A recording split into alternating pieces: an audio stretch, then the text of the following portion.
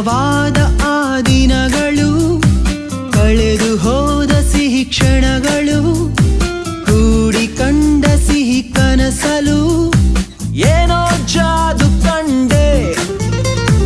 ಅಪರೂಪವಾದ ಈ